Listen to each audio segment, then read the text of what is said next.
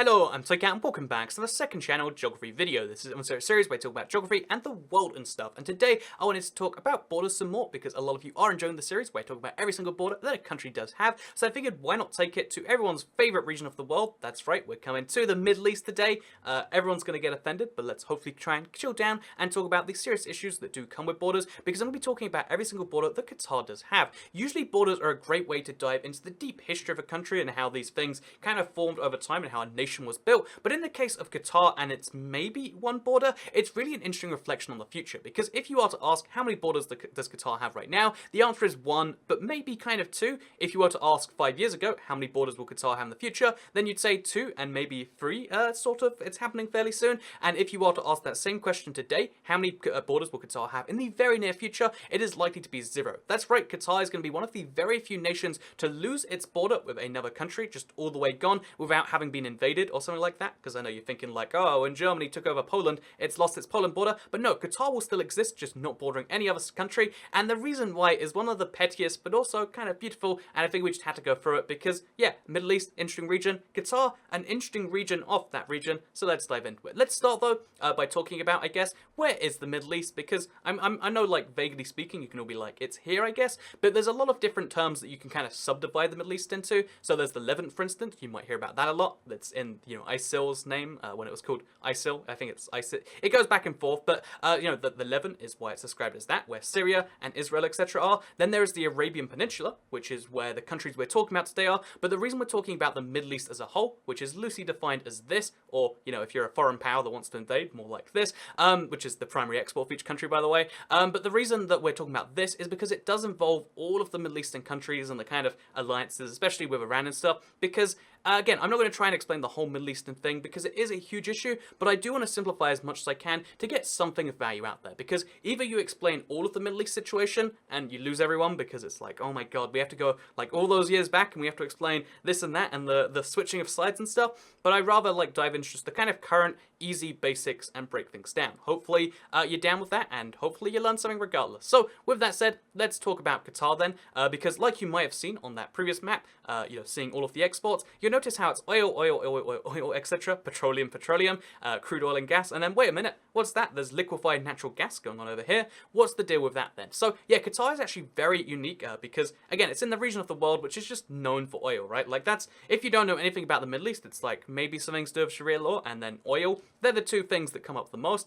Side note, by the way, I just want to mention, Middle East is called that because relative to the British, I know, like, British and geography problems, but relative to the British, it is the relative Middle East. There's, like, the Near East, which isn't used anymore to describe the Balkans. There's the Middle East here, there's the East, and then there's the Far East to describe Japan, etc. So, with that said, now we've got out of the way why we're saying Middle East all these times, despite the fact that it's very much clearly East. Let's start by talking about the Qatar situation, because they used to be a very, very poor country. When they got their independence from the UK, again, we're talking like last 50 years, it was a, very, they were very kind of seriously concerned about what to do. In fact, they almost joined the United Arab Emirates as the Federation of Arab Emirates. Qatar and Bahrain were both meant to originally be parts of this. Again, a series of sheikdoms all kind of forming together, and there is a lot of easy alternate histories where that did happen. However, a lot of factiony stuff went down, long story short, and Qatar ended up its own independent kingdom. However, the oil revenues from Qatar are nowhere near that of its neighbors. It was very, very poor as a result of that, and even though they had access to the largest,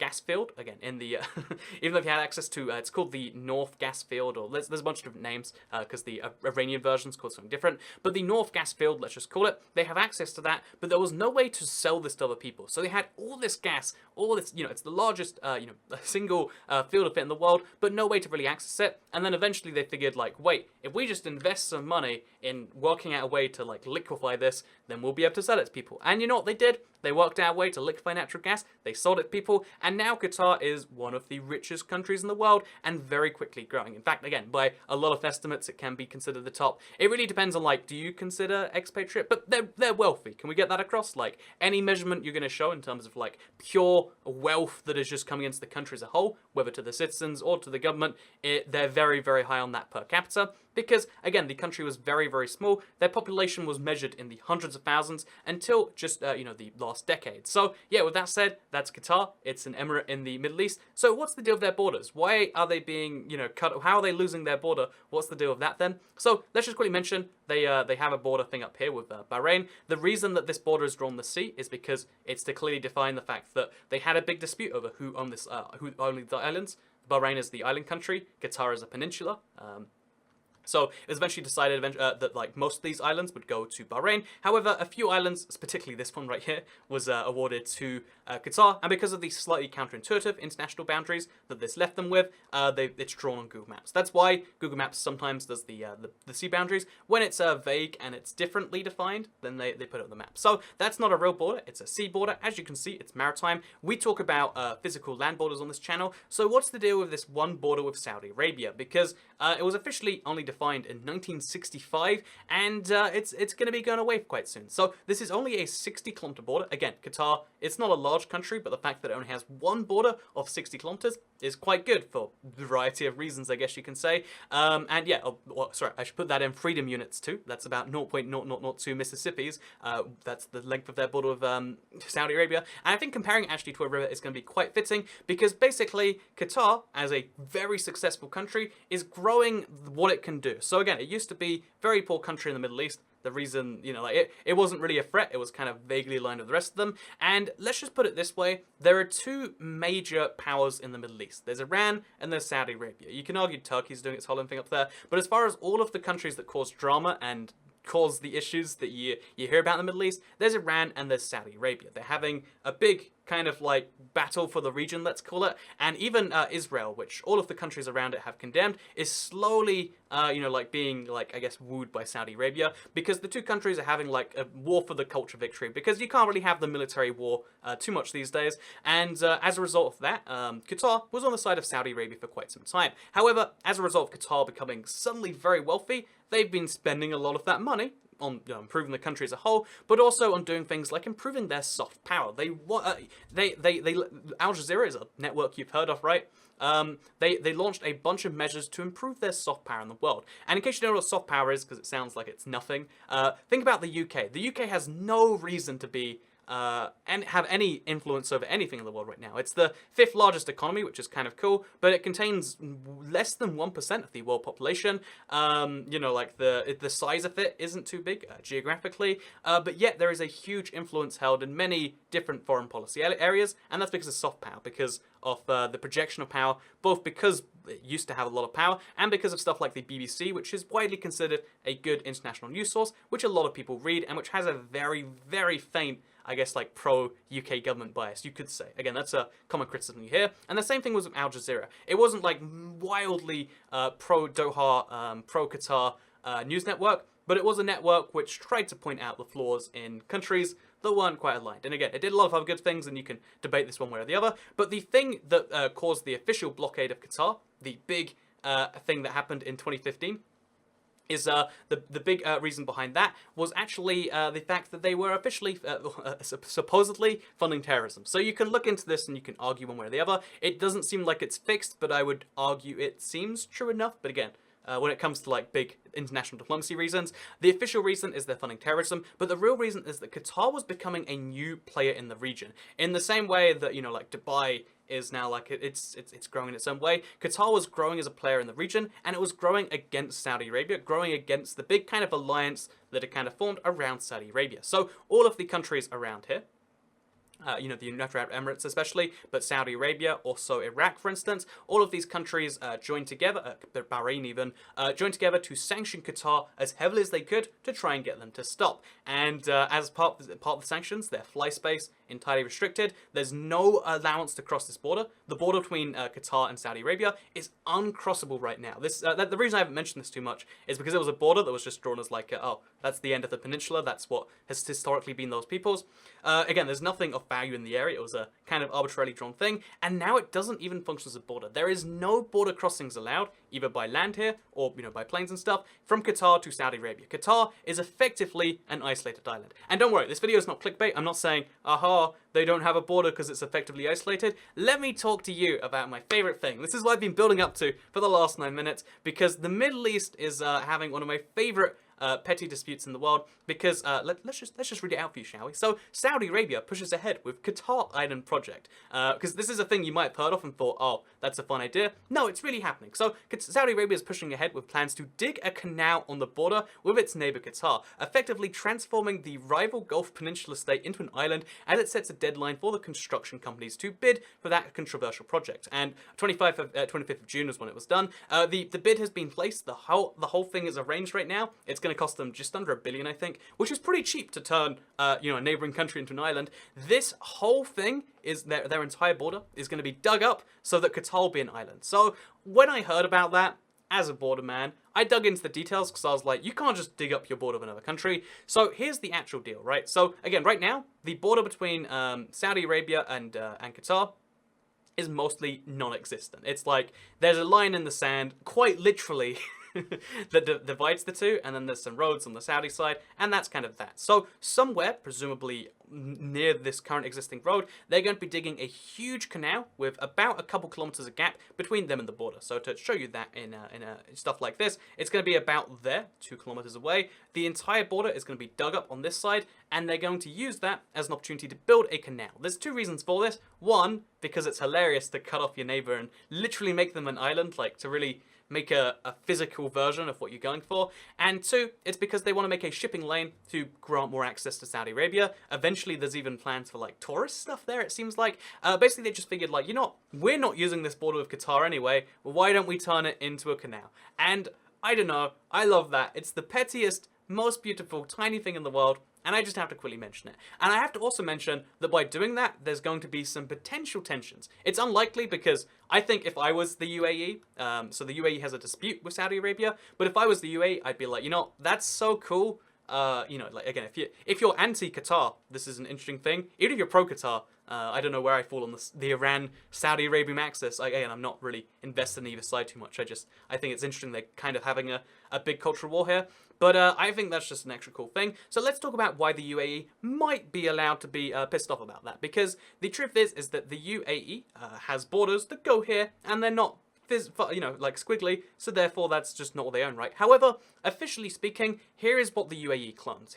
Here is their land over there, here's their EEZ boundaries, but you can also see they claim to border Qatar. There is an officially claimed border between the UAE and Qatar, and that's one of the reasons why it made sense for them to join together, because the Emirates of the UAE, as well as Qatar and Bahrain, were going to be the United Arab Federation. However, Saudi Arabia denies that, and then they both Saudi Arabia and the UAE agreed that like, oh yeah, this is the new boundary. But then Saudi Arabia ratified it, the UN ratified it, and then the UAE never did. And I guess it's so they could potentially claim it at some point in the future. Because again, when you're in the Middle East, you don't need this land. There's literally one tiny town. Look, like it's literally, sometimes it seems like you're being offensive when you say it's all desert there. But in this case, very much literally it's just some desert. This one small town with a few mosques and I thought that was a bath school, but a lot of mosques actually. There's like a tiny town. There's some, there's no economic value of stuff there. It's just maybe going to be useful in the future. So the UAE claims it still. They claim they border Qatar, but they won't claim to be able to claim to border Qatar any longer after this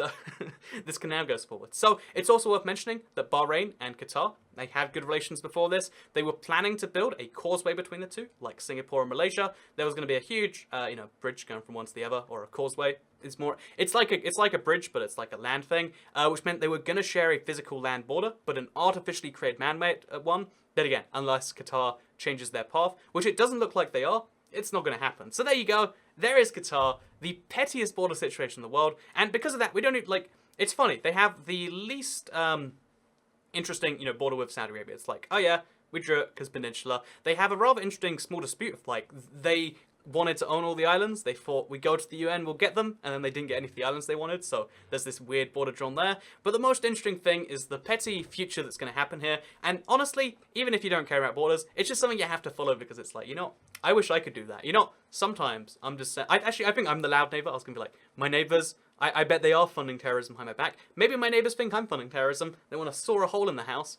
That'd be wonderful. I don't know who did this at some point, but I live in a terraced house, so there's house, all the way down the street. It's like 50 houses in a row. There's a gap of air between my house and the next one. Means in the bathroom I can't be heard by either side. it's a beautiful thing, you know, like living with space around you. And I'm just saying, Qatar will have that, and Saudi Arabia gets that too. It's a win-win, you know. Sometimes you have a rowdy neighbor and you kick him out, and that's what they're doing there, I guess. So yeah, before we end today's video though, because again we're kind of done here, I want to just briefly mention I've said Qatar the whole video, and you might be like, no, so I can't. It's Qatar. So Qatar is how they say it in the local Qatari language. However, it's Qatar in every international sense. Like, when you're speaking English, it's Qatar. And I know this is annoying to people. Like, no, you should always say things in the local language. But if we have an English word for it, then that English word is a lot easier and flows to most people. Let's use that. You know, you can try and tell people to use a different word. But again, this is like a whole debate over how language works. But yeah, it's Qatar. Even the Qatar Airways, the national airline, designed to get people into the country, they're like, welcome aboard Qatar. They say like really strongly of like a cat, like, you know, like cats are. Also, while we're talking about Qatar, like, because I haven't mentioned too much about the domestic stuff, I should mention the country is so heavily weighted towards Doha. So here is a population thing where every single square represents the same amount of... Every single square represents the same amount of land, but the size represents the population. As you can see, the vast majority of the country lives in Doha itself. Also, the population is expanding at a rate pretty much unseen anywhere. The economy grows at a pretty fast rate despite the sanctions, almost outpaced by pretty much anywhere. And yeah, Qatar is a country that's basically building itself from scratch, and that's kind of cool. I think it's wonderful. I've been through twice. I've never actually gone to the country because it's the Middle East, and I went through in summer. Even in winter, actually, it was like 30 degrees. I can't do with hot countries. It's 28 degrees in the UK, and I haven't dealt with this well. But it is on my, like, I'd love to go see it sometime. But if you are going to see it, because I like to give a bit of advice, like, if you like to see the world, like, and that's your thing, or you just care or whatever, then I should mention Doha is very much under construction still. Like, they are wealthy, and you're going to be one of the, you know, Middle East countries to visit that you can't miss. But right now it's still not quite that time. There's a lot of stuff under construction. However, there's a lot of incentives to visit right now. So if you don't mind visiting a country before it's cool or whatever, I know that's a big thing for people. There you go. There's Qatar. Go check it out. Also, they're not as restrictive. One of the things I love, even though they've got a variant of Sharia law, it's nowhere near as strong as Saudi Arabia's. Like, if we're talking about Western values, then Qatar's closer, but they're both still way out there. But I should mention, Qatar allows you to drink there if you're a foreigner, if you drink in your hotel. And I like tiny things like that. This is a very small thing, like, just to throw some of my beliefs out on the table, because that's what I do a little bit in every video. I think countries should be more lenient with foreign cultures that, you know, because stuff like this, it's like, it's good for their business, and it doesn't affect them, so let it be legal, you know? That's the sort of thing, you know, especially when it comes to foreigners, that if you're a country like this, I think is like 2 thumbs up. Whereas Saudi Arabia, if you fly in a Saudi Arabian airline, like, even not in their airspace, you can't drink alcohol. And to me, that's why I would probably never visit Saudi. I mean, not that I drink too much in airlines, I'm just saying. It's like, you know what, it's one of the fun things about flying, right? Anyway, with that said, hope you all enjoyed the video, mostly about the border, pettiest border in the world. Let me know what you think, comments down below. Let me know what you think I got wrong. Maybe I should be pro... actually, I think this vaguely was pro-Iran, wasn't it? Like, I don't have a side, I don't care. I think Saudi Arabia's probably, you know, they've got Israel on their side, and aren't Israel the good guys? But they're not the good guys, right? Oh, I've said Israel now. There we go. No comments about that in the video. All of this can be about that. Anyway, hope you all enjoyed the video. Check me out on Flatter if you want to support this, or check out the subreddit, and leave me a nice comment because they make me feel good. Second channel, don't care though. Goodbye.